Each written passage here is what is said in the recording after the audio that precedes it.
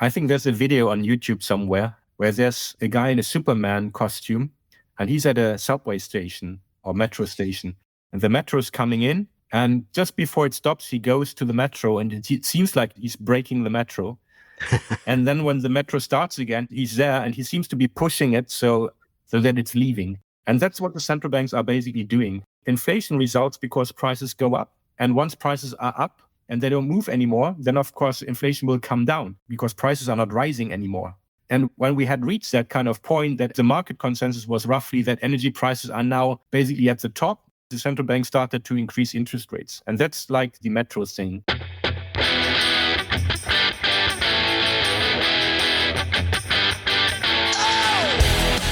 This is the MMT Podcast with Patricia Pino and Christian Riley.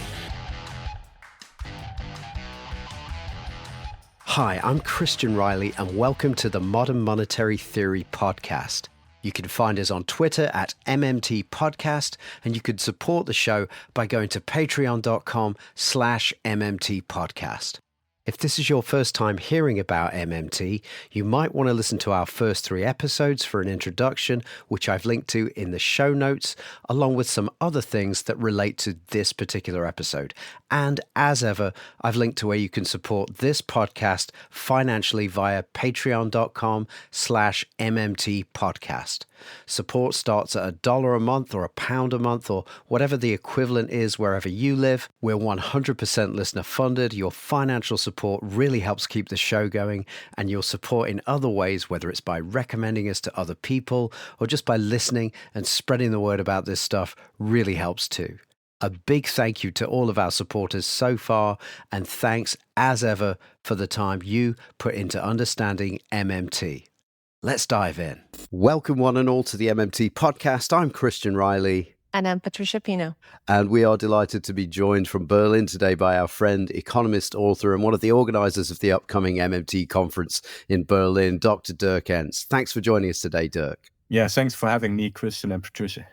So this year, the EU have been commemorating the 25th anniversary of the euro, which gives us the opportunity to talk about some of our favorite things, namely, what is money, where does it come from, what's its purpose, who gets to decide all of these things, and why is it all important? So let's start by going quickly, I hope, right back to basics. Dirk, what is money? Well, the way that we put it, money is something which the government is using to get resources so that it can do its job. So it's basically a tax credit for us. So the government imposes tax liabilities, and then it says, this is our money, we call it the euro, and if you want to get it, you can get it from anybody who has it. But the monopoly supplier is the European Central Bank plus the national central banks, and that means also that the national governments can basically create it. And that's the way it is set up also in the Eurozone, that the governments can basically attract these resources and work with those resources, as we have seen during the pandemic, for instance. Randy Ray has a really good paper on the rise of money and class society, and he places the rise of money on the Greeks and ancient Greece alongside class kind of relations. Have you read that paper, and would you agree with his perspective? No, I did not read that paper, but it's always been connected. So if you look at ancient Rome and ancient Greece, the taxpayers were not the normal people. Okay, so income tax is an invention that is roughly 100 years old. Maybe just a little bit more, depends really on your country. But I think in the US in 1900, there was no income tax. So if you look at Rome, probably the rich people were taxed. Probably it was like a poll tax. So if they wanted to vote, they had to be male, they had to have property. And if they wanted to vote, then they would also have to pay taxes in order to vote. I think this is how it worked. And even as recently as the 1760s, it was the same kind of setup. You have to have property, you have to be a man, and there's a poll tax. And that's how the government basically worked in the beginning. Patricia, is there anything more to add about that paper? I haven't seen it myself. Well, no, just that basically he says that class relationships go hand in hand with the creation of money, which is sort of what Dirk is alluding to here as well. So it's, I guess you could go into that with, how Marxists usually talk about aiming for a moneyless society as a means of achieving a classless society. So this would be perfectly in line with that, I guess. Oh, yeah, that sounds like a really juicy topic to unpack. Yeah. I mean, we could do a whole podcast just on that. Yeah, absolutely. Yeah. So as you said, in the case of the UK, we would say the consolidated government is the issuer of the UK pound. And you've said that in the Eurozone, and in fact, this comes from the ECB themselves, they say that, the ECB and the Euro system, which includes the Euro member nation central banks, are the issuers of the euro. And so that's the story that we've been working with. But then I think this year, the escape clause from the Growth and Stability Pact is turned off again, which I think is a negative development, which you would probably agree with. So does that change the picture of who is the issuer of the euro? No, it doesn't. So okay. The Stability and Growth Pact is indeed the political institution that forces governments to not spend as much as they might like, which means that there will be always high unemployment rates. So this is what we have seen in the last 25 years. So the euro was introduced as cash only in 2002, but the exchange rate were fixed in 1999. So this is why they talk about 25 years of the euro. So that seems to be the big problem. For example, Sweden, which is not in the Eurozone, has also some kind of fiscal framework. And this fiscal framework forces the Swedish government to run a surplus in normal years of 1% of GDP. So that's even worse than the fiscal framework of the Eurozone. And there's talk now in Sweden whether the country should join the Eurozone. I don't think it's because of that. But anyway, there's a lot of things going on. So we have had a reform of the Stability and Growth Pact that was decided just before Christmas last year. And it's getting very complicated. So before it was kind of automatic. So if there was an excessive deficit, and an excessive deficit was defined as being larger than 3% of GDP, then there was some kind of excessive deficit procedure. And then the countries had to submit some plans how to bring it back down. And then the European Commission could more or less force the government to cut government spending. And that's what they did from 2010 to 2014 during austerity politics in the Eurozone. And they just stopped doing that in 2014 because it wasn't working. So cutting government spending just leads to the economy collapsing, and then you have less tax revenues, so the deficit goes up and not down. And even the IMF has recognized it. They say that if you try to do some kind of fiscal consolidation, that's their term, so trying to cut government spending in order to have a lower deficit. Even the IMF says that for developed countries, the statistics say, so empirically, it doesn't work. Public debt goes up and not down when you cut government spending. But the recent reforms are kind of strange because it seems like Lindner, the German finance minister, got what he wanted. So they put the rules back into force. But it's now a little more political. So there's more recommendations now. And the European Commission, I think, has more leeway. So every country now will be dealt with on an individual level. So it's not one rule fits all as it was before. But now it seems like there's more negotiation. So the question is, of course, how will this be applied? So if the European Commission is very strict, we could have a replay of the austerity politics of the 2010s. But on the other hand, the European Commission was very progressive when dealing with the pandemic. So they activated the general escape clause. They did not impose austerity. The ECB turned into a dealer of last resort for all countries, except for all, but not Greece. So they had this big purchase program. So I think that people in Brussels, especially policymakers, I think they have shown that they don't believe in austerity anymore, because that was not the answer to the higher deficits of the 2020 years that we have seen so far. So yeah, it's going to be interesting. Nobody really can know what will happen, but it's a much more political process. And that, I think, is a good thing. In 2019, just before the pandemic hit, they didn't enforce the old rules. So in 2019, there were 10 countries with excessive deficits of more than 3% of GDP. And only Romania, so only one country, was punished by the European Commission. Everybody else was let off the hook. Can you just outline what was the punishment? What was the sanction in the case of Romania? They decided that the Romanian government will have to cut spending, but I don't remember exactly where and to what extent. And how was it enforced? That's kind of what I'm getting at. Like, how do they do that? Because it's not their tap to turn off, if we're telling the story right. Yeah, but it's a political kind of thing. And the European Commission has the right, in times of excessive deficits, to give recommendations. They call it, I think, recommendation, but it's binding. So the European framework says that the country has to follow the orders of the European Commission then. So, yeah, I mean, that's kind of what I'm getting to. So if, say, the European Commission starts believing in austerity politics again, and a certain member nation doesn't, could be any, looking at the year that we've got coming up and the writing on the wall. So what happens in that conflict if the member nation government does want to support the economy beyond the spirit of the Growth and Stability Pact?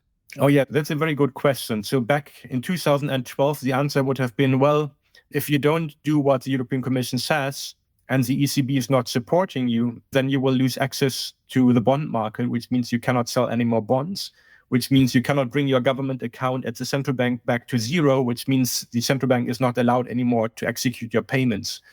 So that was the stick that was there in the Eurozone up to 2012. And then Mario Draghi said he will do whatever it takes to save the euro. And that was basically saying that the ECB will act as a dealer of last resort, buying government bonds when nobody else wants to buy them. And of course, by now, I mean, the ECB is kind of they are in this kind of role of dealer of last resort for everybody but Greece since 2012 and for the Greeks since 2020. So I'm not sure what would happen legally if the European Commission orders a country to cut some kind of government spending and then they do it anyway. I think it will probably go to court and it will take a couple of years to sort it out. But the threat of insolvency, or not insolvency, but the threat of running out of money is not there anymore because of the ECB acting as a dealer of last resort. So it's definitely a different situation now than it was in 2010 when the Greek public debt crisis happened. Is it fair to say that the ECB really does have to act as a dealer of last resort and treat different nations differently in order to maintain their monetary policy rates? Yeah, I mean, there's a paper by Marc Lavoie who said that, or the paper said that if there's current account imbalances in the Eurozone, then the ECB has to be prepared to buy more government bonds from countries like Greece who have current account deficits. So yeah, that might be a problem, and that might be a feature of the Eurozone that it will have to have. At least the ECB has to be willing to do that. If everybody knows that they're willing to do that, then Greek bonds will trade at par with German bonds, and there's not going to be any problem. But they will have to be prepared to do that. But the main problem, I just wrote a paper with Randy Ray, by the way, on this. We replied to another paper from Marc Lavoie, who was asking, so what really is the problem in the Eurozone? Because from his perspective, the Target 2 system is working, so you have capital flows across borders. So why is it not working? Why is the unemployment rate so high? And we replied to that paper basically saying, well, government spending here is not the problem. They can spend if the rules do allow it. You can get rid of the Stability and Growth Pact's 3% deficit limit. You just have to activate the escape clause. And if you do that, you can reach full employment in the Eurozone. But the problem is that the 3% deficit is a normal kind of configuration. But I think that probably even this year we might see that there was going to be another debate because they changed the rules and everybody said that the rules have been fair weather rules and in bad times they are shut down like they did last time. So I think the new kind of rules might also be fair weather rules because they're not enough to allow countries to increase government spending in times of recession. And I think Germany was in a recession in 2023. I think that the numbers are not right. They just brought out the numbers today. And it says that I think Q3 2023 was revisioned to 0.0 from minus 0 point something. And the fourth quarter was negative as well. So they avoided a recession by revising the third quarter upwards to exactly 0.0. And 2 negative quarters are defined as the recession. So I cannot believe that this is a coincidence. I think that they did it on purpose.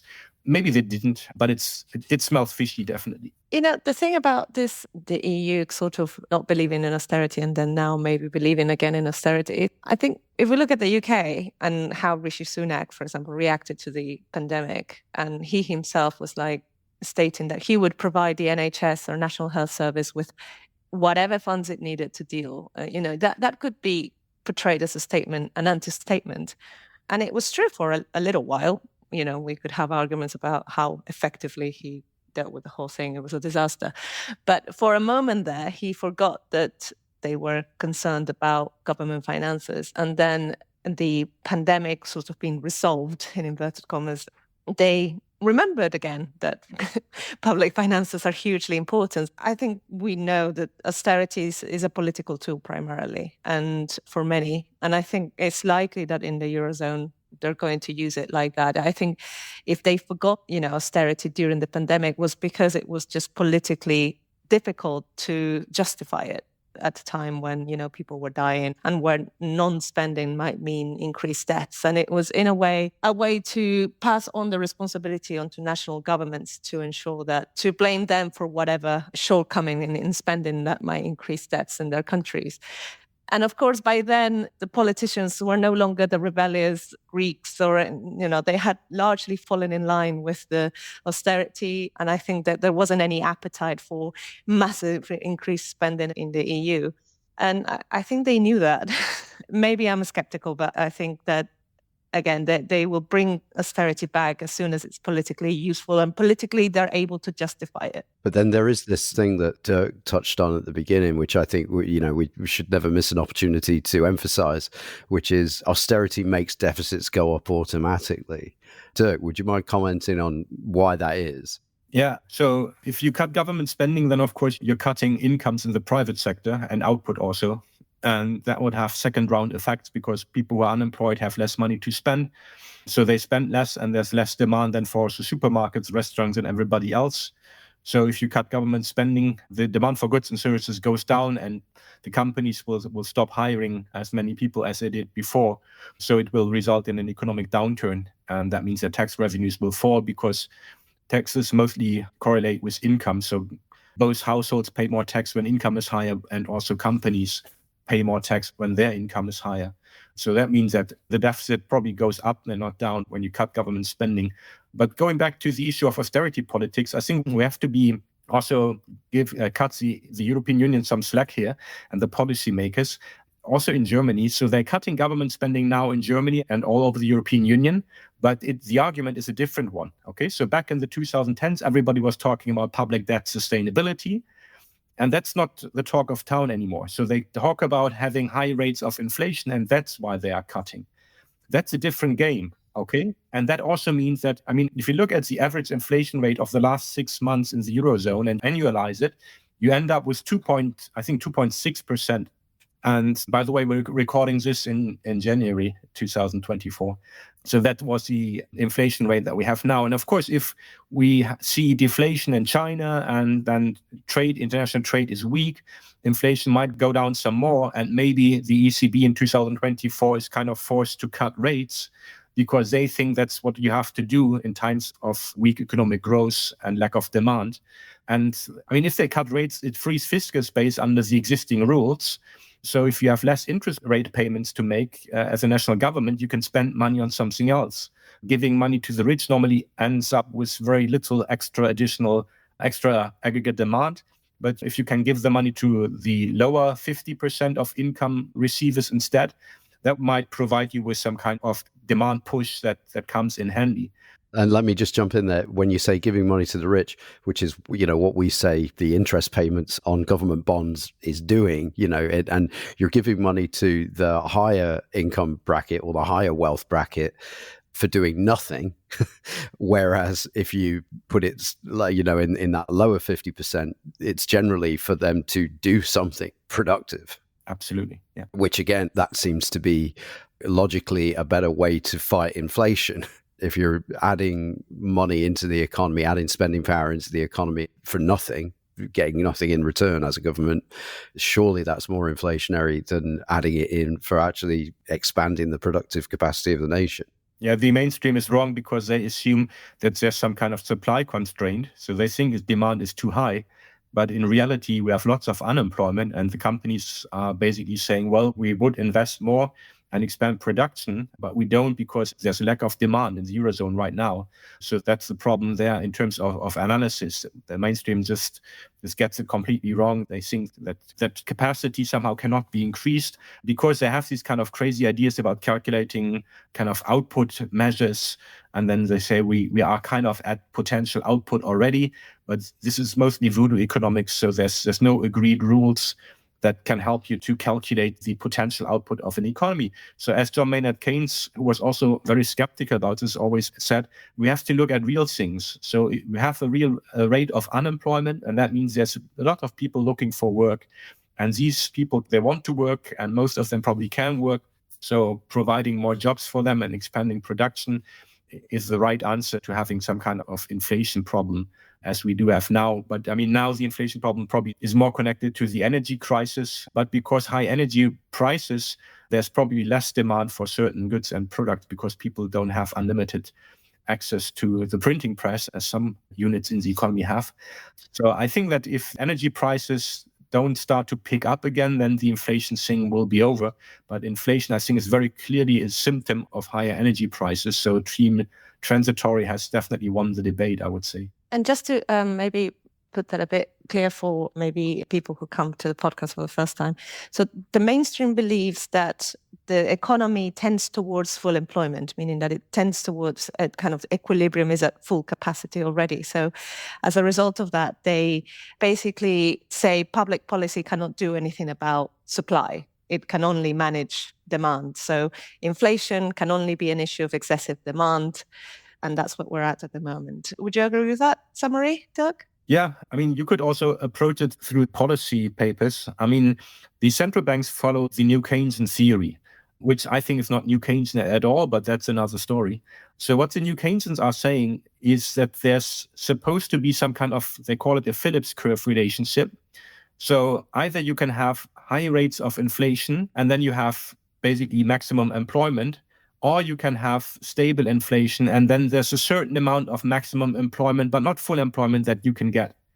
Okay, so it's very important for them that as long as there's an output gap, there's normally an inflation gap, in the sense that if we're not at the equilibrium output level, then either we have deflation or inflation. It's a very strange idea. It's very obviously not true. But what they are saying is if there is too much inflation, then we have to fight it by hiking up interest rates. That means that private investment comes down, because if we raise the costs of capital, then some of the investment projects will not be viable anymore. So there will be less of them, and that frees resources, so both workers and also goods and services. And then those goods and services and workers can be bought by others at lower prices or at prices that are rising more slowly. So Larry Summers said in June 2022, he said, 1.5 years ago, he said, if the US inflation rate, if we want that to fall, we have to increase the unemployment rate by 5%. So it's very mechanistic, okay? So there's just one lever that you have. So via the interest rate as a central bank, you can steer the rate of unemployment. So if there's too much inflation, you just throw people under the bus so that they're unemployed, and then inflation will come down. And that, of course, it's completely wrong theoretically, because if private investment projects are profitable and then the interest rate goes up, what happens is that the companies just say, well, I pay more money for interest rates, so I can just raise my price. Okay, so if I want to invest in an electric car factory in the United States because there's a lot of subsidies given by the government, then everybody has now higher interest rates to pay and then just roll over these costs into higher prices. And as long as people have the money, there's no problem with that. So New Keynesians don't understand that investors don't work with the assumption of having fixed prices, so that they say that interest rates that are rising are a reason for me to cut down my investment projects, because the competitors won't do that either. Okay, so you just increase private investment anyway, and then you hike up the price. And you can see with Bidenomics that in the US it's working. So there's a crowding in, public investment goes up, public spending goes up as well, and then private investment goes up because firms are competing for the demand that the government creates. And that's, of course, the way it works. So fiscal is the important thing, and the interest rate does not have a lot of effect. And if it has an effect, and Warren Mosler is, of course, pointing that out still for a quarter century. So if you raise the interest rate, then prices will go up, because the interest rate is the cost of business. And if the costs are rising, then the prices are rising. And that's how it works with energy prices, with wages, and all sorts of input costs. So why should that be different with interest rate costs? And that's why the central banks are following the wrong kind of theory. And that's also what ECB has been doing. And so while we're on monetary policy, Dirk, many of us hold the view, like you've just outlined, higher interest rates feed inflation rather than fight it. And in fact, Stephanie Kelton was recently in the FT saying inflation has fallen despite the Fed, not because of it. Now, would you say, first of all, that the same applies to the Eurozone and the UK? Because she was talking about the Fed, obviously. And for people who have just seen central banks raising rates and then inflation coming down and linking the two, how do we explain that inflation's come down in spite of higher rates? I think there's a video on YouTube somewhere where there's a guy in a Superman costume, and he's at a subway station or metro station, and the metro's coming in, and just before it stops, he goes to the metro, and it seems like he's breaking the metro. And then when the metro starts again, he's there, and he seems to be pushing it so that it's leaving. And that's what the central banks are basically doing. So when they understood that prices have gone up, I mean, inflation results because prices go up. And once prices are up and they don't move anymore, then of course inflation will come down, okay? Because prices are not rising anymore. Of course, the price level is higher, but the inflation rate is going back to where it was before. And when we had reached that kind of point, that the market consensus was roughly that energy prices are now basically at the top, and they started to go down in some markets. At that point, the central bank started to increase interest rates. And that's like the metro thing, that the central banks pretended that their increase in interest rate would somehow lead to lower inflation rates, but they were just watching the energy prices as everybody else was doing. But I mean, it's an odd situation. I mean, these people in the central banks are paid to do their job. They have one instrument which doesn't influence the inflation rate, so they can put interest rates up and down. So what are they supposed to do? If you would be a serious person, you wouldn't take the job as central bank president, because you would know that there's no way you can do it, that you can do your job. So they create this kind of theater for the public to watch, and they talk about expectations and so on. I mean, talking about expectations so much, you can already guess that they know that they don't have too much to do with the economy, that there's no traction there. So this, I think, where they fall for these obscure ideas. New Keynesian economics basically says that if central banks set the interest rate right, then you end up with an inflation rate which is at the target inflation rate. And if the government is constrained with these kind of deficit limits, then full employment will automatically result from having low rates of inflation. That's their logic. So they have it the other way around. So we would say, of course, that first you need to have the fiscal thing right to get to full employment. And then you have to manage the economy in order not to have inflation by talking to the unions, talking to the employers, making sure that wages don't outgrow productivity by more than the inflation target. These kind of things, trying to deal with energy markets to make sure that there's nothing that you really need that comes from outside of your country or outside of your currency area. So that would be the MMT approach, to go the other way around and say we don't start with inflation and then we go to full employment, but we start with full employment and then we deal with the price pressures that are resulting from an economy that is at full employment. Although that really gets me to the sort of philosophical point of money, you know, like what's the point of money? Why is money? Which I think is something that it's a very central thing to why we do this podcast. And like you say, the state uses money and a taxation system to make money, to give money value and to create sellers of goods and services in state currency. And therefore the point is, as Warren Mosler would tell the story, you know, in the first instance, the government's created mass unemployment. And in order for it to solve that problem by spending money into the economy to buy goods and services and real resources and stuff like that, and therefore any residual unemployment is on the government. If it chooses not to spend enough to give everybody a job, that's on the government. That's the only entity that can really fix that problem. Does that sound fair enough? Yeah, that's absolutely it. I mean, the central bank is not the crucial economic unit or macroeconomic unit in the economy. It's the government. But to believe this, they have to willfully kind of ignore a lot of obvious things. Like you mentioned earlier, you know, that interest rate is a cost in production, and that therefore firms are likely to include the interest rate in their costs, and higher interest rates are likely to lead to increased prices as a result. And also the fact that I don't believe there's any evidence for the claim that low inflation is conducive to higher employment rates, or is there? No, I think it's, for outsiders, these things are very obvious. And especially for critical students of economics and PhD students and academics of economics, it's all very obvious.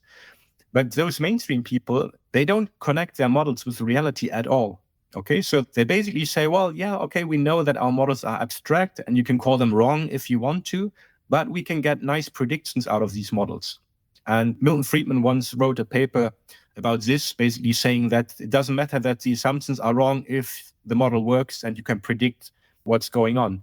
But the problem, of course, is that now it's very obvious that what's going on is completely something different from what they are predicting. So Larry Summers saying that you need to increase unemployment in order to have inflation come down.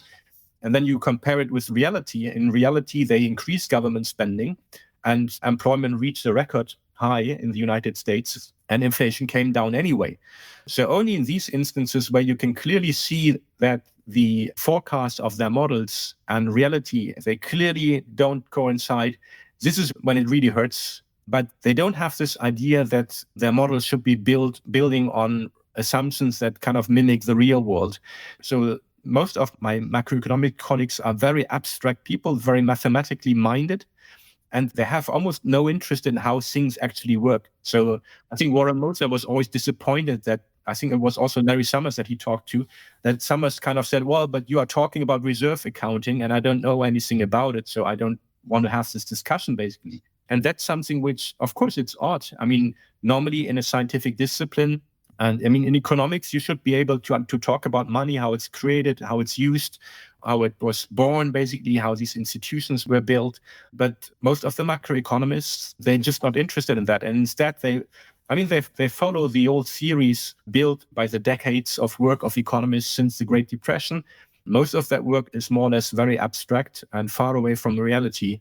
So I wouldn't think that the mainstream will ever come around. I think they will just fall more or less silent at some point, and they will be replaced over time by other economists who are more like us. We'll be right back after this message from our sponsor. Hey there, dear listener. Our sponsor for this episode of the MMT podcast is you, the listener, and we can't do it without you. And when I say it, I mean our aim to promote the best understanding that we can put together of how this thing called the economy actually works and how we can make it better. And we think a big part of that is knowing that better is possible and that many destructive policy choices are often sold to us by falsely equating the spending capacity of a government to that of a household. The way your government spends is nothing like the way a person or a household spends, because currency issuing governments are the source of their own spending money. Unemployment, underemployment, underfunded public health services, poverty, and many other things that politicians and pundits sell to us as sad but necessary are actually never necessary. Our money system has been mischaracterized in the media and academia for decades. An electorate that knows how it works can truly change things for the better and literally save lives. So we hope you can find it in your heart to support us via patreon.com/MMT podcast, because it really helps keep the show going and we want to make it bigger and better. So thanks as ever for the time you put into understanding MMT. Let's dive back in.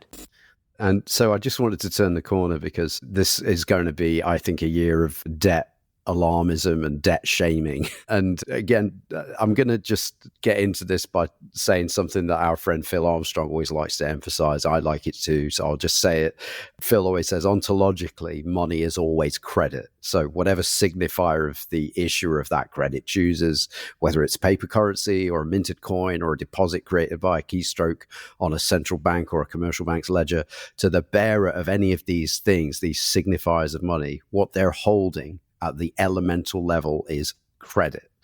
And then just to add something that another one of our guests, Clint Ballinger, said on the show, for there to be formal assets, there must be formal liabilities, which I think is a great way to put it. So for that credit in your hand to be an asset to you, it must be a liability of some other party.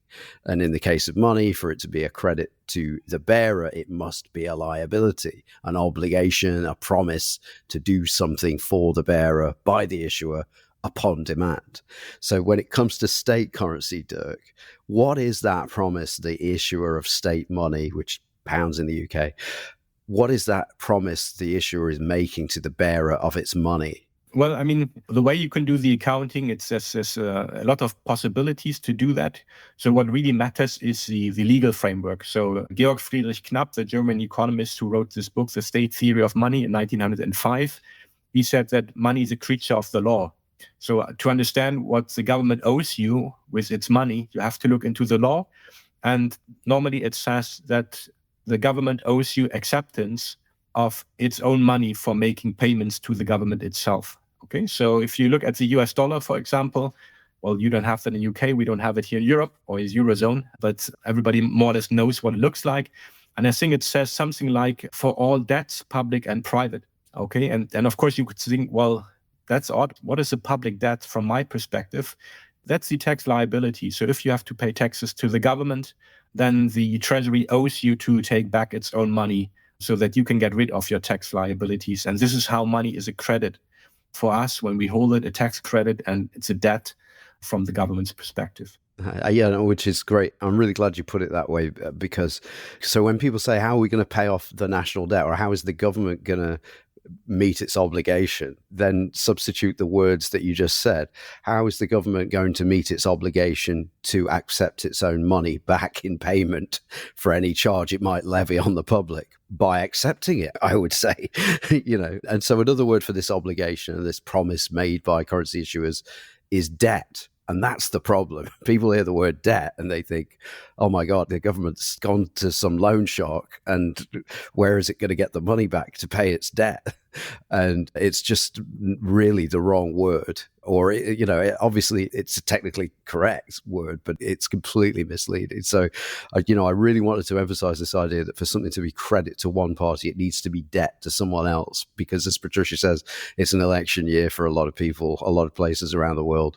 And there's this thing that opposition politicians of all stripes do at times like this. And Labour does it, the Conservatives do it, Democrats do it, Republicans do it. And that is they will point to the national debt and say, look how big the government's made this number. It's £1 gazillion now. And a responsible government would have lowered this number. So they're bad at economics.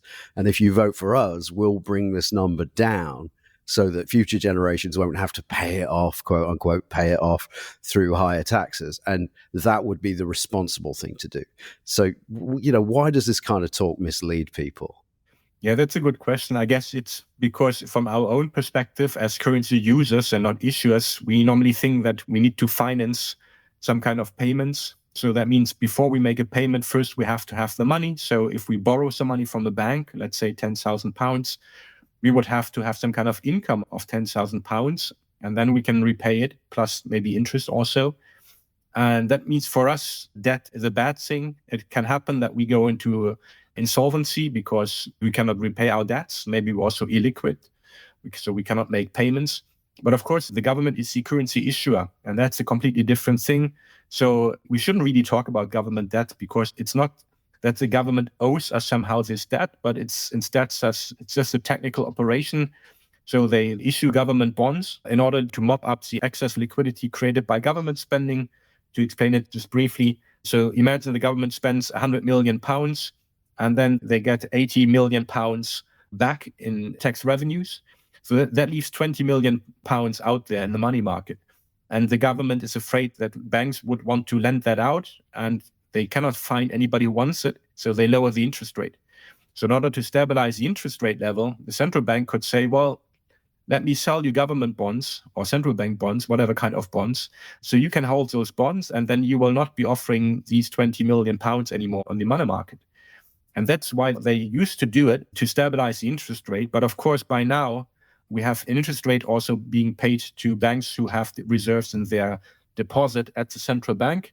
So technically, there's no difference between paying a bank 4% on the reserves or 4% because they have some kind of treasury bond that they're holding.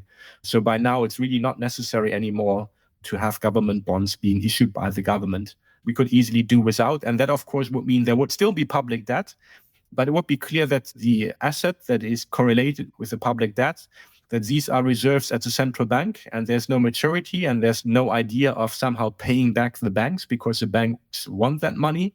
They don't want to give it up. I mean, trying to reduce the public debt means that the non-government sector is losing private financial wealth.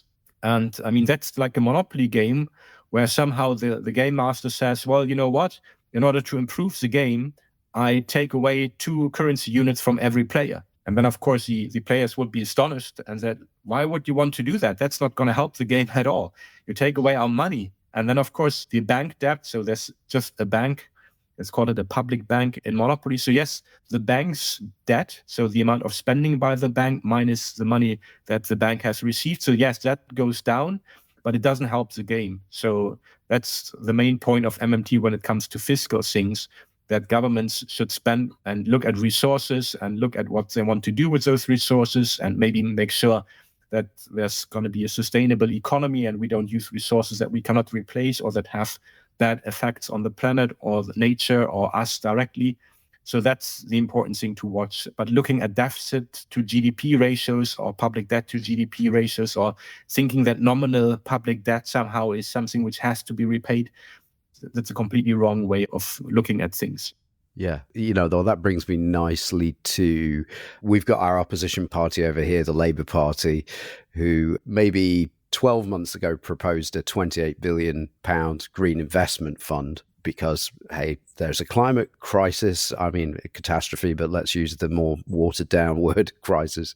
And now they're under pressure, and they've been under pressure, and they'll probably cave to the pressure to rein that in because the debt's too big. The public debt's too big. You'll hear progressive commentators saying the progressive way out instead is for a Green New Deal, but it has to be paid for by the government via an increase in the tax take. Therefore, GDP must go up. And we'll call this green growth because we'll do it in a way that decouples growth in carbon emissions from growth in GDP. And in fact, this is something from The Guardian this week. Labour says it will be able to increase spending on public services without raising taxes because it will run the economy at higher levels of growth. So we're going to grow our way out of this. What do you make of that position? Yeah, it's still informed by Margaret Thatcher monetary theory. So I don't think that this year is a good year to come up with this stuff. I think it's time for progressive parties to leave behind this kind of old way of thinking. So, I mean, the limits are clearly resources, and the UK has a flexible exchange rate. There's no public debt and foreign currency. There's no reason why they should somehow not spend more money if there's still workers who are unemployed, if there's still resources around that they can use. That's what they should do. But talking about government spending in these terms, and I read also in The Guardian that Starmer said that he doesn't want to go to the full amount in the first half of his potential 4 years, and instead says it's more like a proposal, but we might not reach it, he said. This is way too timid. So I think there's more space. So if you want to call it fiscal space, not really happy with the word, but many people are using it. So there's lots of resources or fiscal space available for the UK government. Say why you're not happy with that term, Dirk. Oh, because it's a mainstream concept, and the mainstream always thinks that a deficit by the government means that the government is using more resources than it puts into circulation. Somehow, I'm really astonished that people are doing this. So they kind of assume that every time the government spends money, that they also claim resources. So if the government spends €1 billion more or £1 billion more, then the private sector has £1 billion worth of consumer goods mostly not available, because either the resources to produce that are redirected to produce government stuff, or because the government is just buying, for example, cars that then private people cannot buy. But they completely overlook the fact that the government could pay people for not working, for example. Unemployment benefits means that people get money and they don't work, so the government doesn't take any goods and services. Or people get money because they have children and the government is subsidizing that. Like in Germany, we call it children's money, Kindergeld.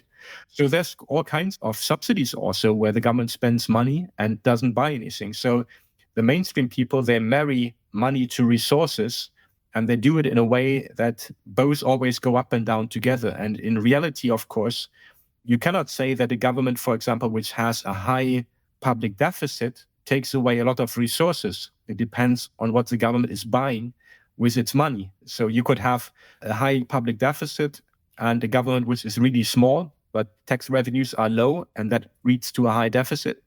Or you can have the Swedish government, for example, having a high public deficit because of something going wrong, like a pandemic. So this is also much too mechanistic. We need to discuss the resource space much more than the money question. So how do we pay for that? That question is, we pay for it in the way that we always pay for it. So there's no way that, or there's nothing for the Bank of England to change. So there is no such thing as deficit spending or something like this. Or if there's not enough fiscal space, then you have to finance by debt, and you pull that lever and then you issue government bonds. That's not how it works. So first you spend the money, and then you see whether you have the resources. And if you don't have the resources, you cannot spend the money because you can't buy what you want to buy.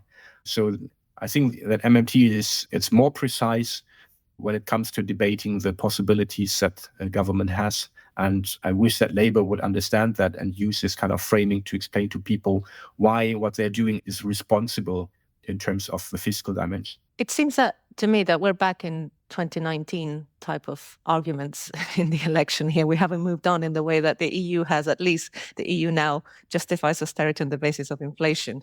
Yeah, we're probably more like back in 2010. Yeah, well, it's worked for them so far, so why change the tune, right? But, on that front, if we were going to talk about inflation and potentially inflationary effects of government spending, as Dirk says, they see government spending as government consumption, right? But they completely ignore any government-facilitated production. So, for example, I think Keir Starmer has, in true form, he hasn't been massively clear about what he intends to spend the money on. But he has mentioned factories facilitating energy production in the UK, gigafactories, clean steel plants, and things like that. So those allude to infrastructure spending, things that directly impact on production. So even if you were going to go to the inflationary argument and say, oh, we have a lot of inflation now, more spending might make it worse, actually these things might help tackle inflation directly. And as Warren Mosler sometimes talks about the US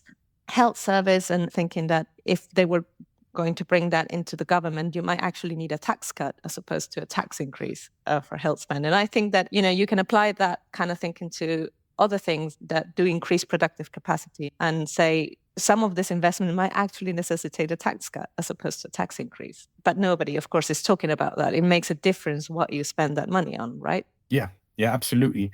And in some way, it's even worse because everybody talks about increasing returns to scale in economics. So on the micro level, if your factory is having a higher output level, then they will use more machines, they will buy more stuff, which means that stuff will be cheaper, the inputs will be more cheap. And because they have increasing returns to scale, they are more productive. And that means that costs go down. Okay, so when you have mass production, this is what Henry Ford was all about. So when you have mass production, industrial mass production of something, the more you produce, the lower the average cost will be. And the average cost is what drives the price. And this is also why, for example, in the early 2000s, China had deflation. They had real GDP growth rates of 10%, but they had deflation. And the economists were wondering, how is that possible? We thought that if demand goes up, we thought that we would have inflation. That's what the Western economists are telling us. And now we have deflation. Don't they know anything? And of course, it's a supply side thing that if you expand output, you have more electric cars production, for example. You have more windmill generators that you can produce, and prices and, first costs and then also prices should come down. And that's very normal. So there's a complete disconnect between the debate about the short-term macroeconomics and the long-term growth debate, where it's very clear that countries that have a high level of GDP, they normally also have lower prices, or let's put it the other way around, they don't have higher prices. Okay, so I think that's also very odd that almost nobody's talking about it, even though everybody would agree with increasing returns to scale being important in the real world. But everybody seems to forget about it when it comes to macroeconomics. So yes, you should increase demand, and increasing demand should increase average output in your factories, and that should increase productivity. So if you want to increase productivity in your economy, you should increase demand and not cut down government spending like also they do in Germany. So the German government also doesn't get it right. They talk about increasing private sector productivity and then they cut government spending. You cannot have both at the same time. It's just not possible in the way that our economies are structured. And the share of industry in GDP, it's much higher here in Germany than it is in the UK. But I guess it still matters quite a lot even for the UK because, consumer prices are mostly about manufactured goods. And again, those goods, normally when you produce more of them, they will be cheaper and not more expensive. I think a lot of it has to do with kind of an allergy that our politicians have to admitting that the government has any role in industrial policy because they just want to leave that to the free market, right? Yeah, absolutely. So I think what we have seen in the last couple of years is that conservative economic policy theory has been useless. Okay, so whatever they said, it didn't work out. They were in favor of QE. It didn't work.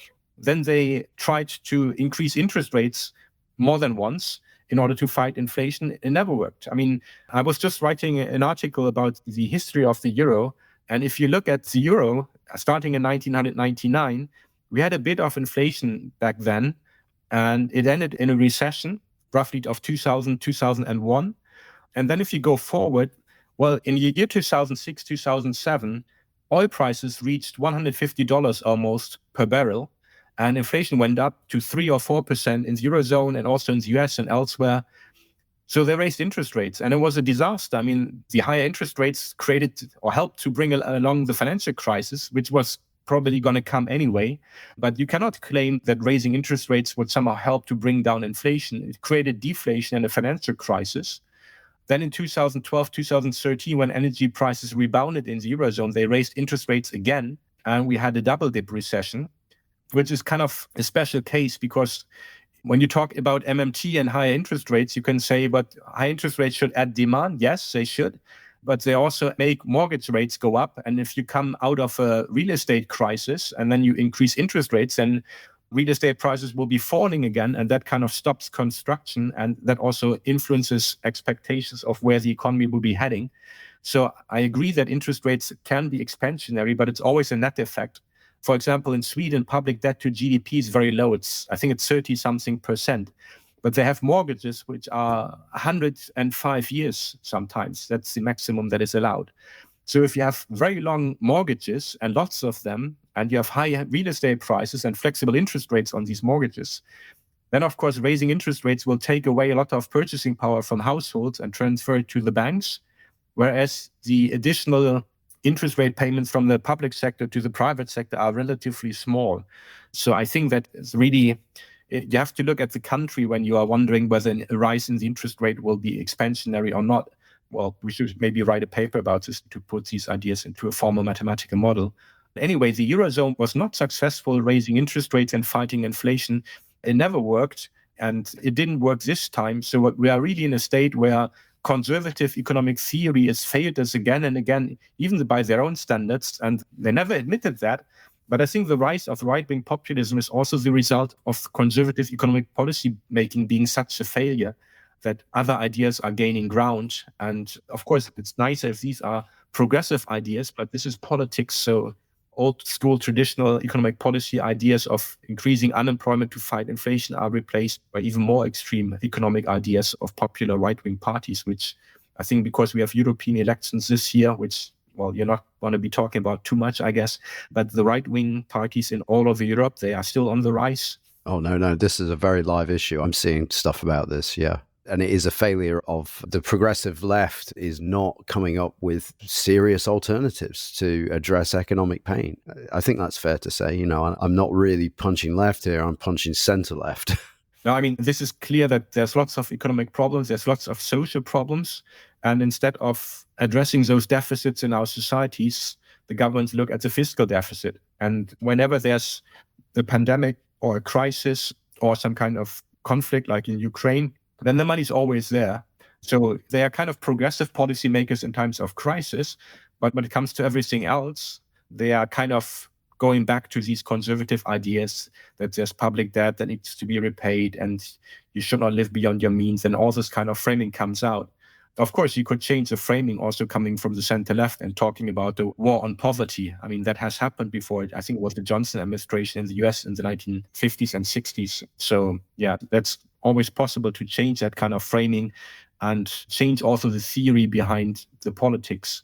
And yeah, I mean, if the left is not going to do it, I mean, the right is there. They have their own ideas, blaming stuff mostly on foreigners, which is theoretically unsound, but probably politically it will work. It has worked before.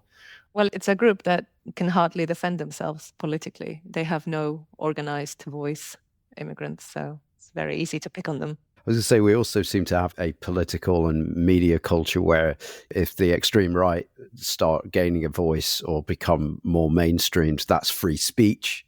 And if anybody to the left of Keir Starmer, which is like a lot of people, start gaining a voice, that all of a sudden is like, you know, Maoism on the rise or something, you know? Yeah. Yeah, but I mean, it has to get worse before it can get better. I mean, that's how things work in politics. So I think that it's kind of clear, at least, I mean, maybe the Eurozone is a little bit different from the UK, but I mean, everybody was laughing at Trussonomics and this idea of trickle-down growth. I mean, even in conservative circles, people were thinking like, oh my God, I mean, come on, are you serious? I mean, yeah, these kind of old ideas, it's a bit like Wile E. Coyote who runs and runs, and then he left the ground and he's way in the air, and he's still running. And at some point he realizes that there's no ground anymore and he starts falling. I think it's something like this. I think that I've seen a slide by Eric Timoin, a colleague from the United States. He was at a conference, at a mainstream conference, and somebody put up a slide which basically said that with the government spending and taxing people, there's unlimited fiscal space, which is not an MMT thing, but it's kind of, I think he probably wanted to say that the government can spend whatever money it wants, but he put it in terms of fiscal space because, as I said, the mainstream cannot divide money from resources. And then on that slide, there were a couple of points then where he talked about excessive government debt, which would result from increases in spending. So this is like a Frankenstein theory of money, merging the worst of the mainstream theory with a misunderstanding of MMT, and it creates a complete monster, which makes no sense at all. Yeah, but I mean, this is the way that we see progress happening, at least in the academic discipline. I mean, they see that they have to talk about government spending in a different way because it's obvious to everybody that the government can spend whatever it wants to spend. I mean, they draft the budget, they pass the budget, and then whatever is in the budget, they can spend that kind of money. And I think even to mainstream people now, it's clear that they have to change the way they talk about the economy. So I think the 2020s will be the decade in which MMT and the mainstream will finally merge, and hopefully it will merge without bigger problems of creating more Frankensteins and zombie economics, where people try to talk about fiscal space with, again, wrong MMT concepts that they heard from somebody. But it's very clear to me, at least here from the European perspective, that there's a lot of things that are shifting and that the mainstream is losing its grip. Even though in Germany, the Liberal Party is still in power and they have the treasury, but the voters reject them now. So the last polls that we had here in Germany put the Liberal Party at 4%, which mean they would not go into the German parliament again. And I think their vote was 16% only 2.5 years ago. Okay, so they went from 16 to 4%, blocking basically every nice spending proposal and always saying that the government doesn't have any money. And now we have lots of farmers here in Berlin with farming vehicles because their fuel subsidies have been cut because the government wouldn't have any money. So now you can see that even conservatives, like farmers, would be happy to go against the debt brake, which we have in the German constitution. So now we have a very big alliance of interest groups who are against the debt brake, who are against this idea of not increasing government spending, who are against cutting government expenditure in times of recession. So yeah, you can fool a lot of people for a long time, but at some point it stops because it's so obvious to all that this is not a good policy. Okay, so let's just talk about what's coming up, Dirk. We've got the MMT conference coming up. I know it's early days in planning, but tell us anything you know about that. Also, you're teaching at Modern Money Lab at Torrens University, where I am studying, and I can say it's fantastic. Tell us about that. And also, you've got 2 books that are really doing well in the macroeconomics charts on Amazon. So tell us about all of the above. Well, there's March in the summer school, the MMT summer school in Poznan, and then there's going to be the MMT Berlin conference, European MMT conference. The MMT conference is on August 31st and September 1st. And on Tuesday to Thursday before that, we have the MMT summer school in Poznan, which I can recommend. I think I will also be giving a lecture there. I have also a new book project, which will come out in the US. So it's an introduction to MMT for the lay person. And it will be published by Springer probably in, let's say, March or April. So that's something I look forward to. The textbook is in German, but I'm also working on an English translation, first for the US and then hopefully for the UK. But it will be coming out only in 2025, I guess. Yeah, but the German version is doing well, so that's nice. And I'm teaching at Torrens University. There's this Master of the Economics of Sustainability, and I was teaching the module on equity, equality, and employment, which was a lot of fun, but it was also a lot of work to prepare that. But the students liked it, so I'm happy I did that. And there will also be another course on academic writing, which I will be leading, which will be in summer. So if you want to study money and resources and maybe degrowth and climate change and how to have a sustainable economy, I think this Torrance University course is probably the best choice, because almost everybody else is still doing neoclassical economics, which I think does more harm to understanding how societies work than it helps. So yeah, I have very great colleagues. Stephen Hale is excellent, and so is Gabi. So yeah, I think that's all. Okay, so congratulations on the books. At the moment, as the time we record, they're at number 5 and number 2 respectively, which is great. So that's where we're going to have to leave it, unfortunately.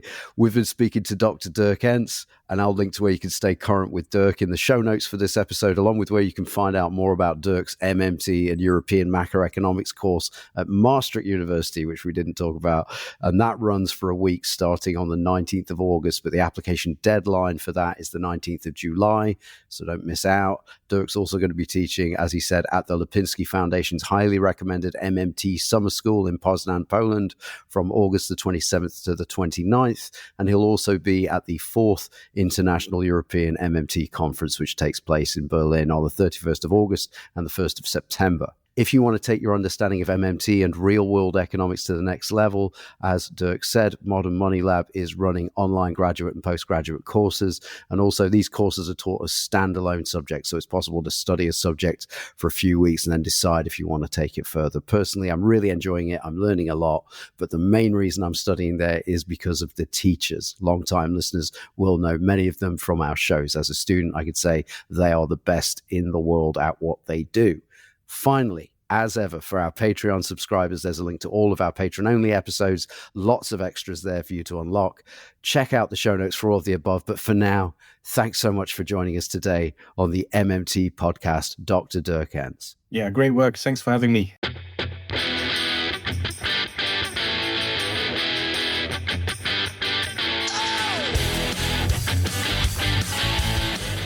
That was the MMT podcast with Patricia Pino and Christian Riley. Don't forget, you can support the show through Patreon, starting at $1 a month, and get access to patron-only episodes. You can do that by going to patreon.com/MMT podcast. You can also find me on Twitter at MMT podcast, and you can find Patricia on Twitter at Patricia N. Pino. And you can email us at mmtpodcast@outlook.com. Thanks for listening, and we hope to hear from you.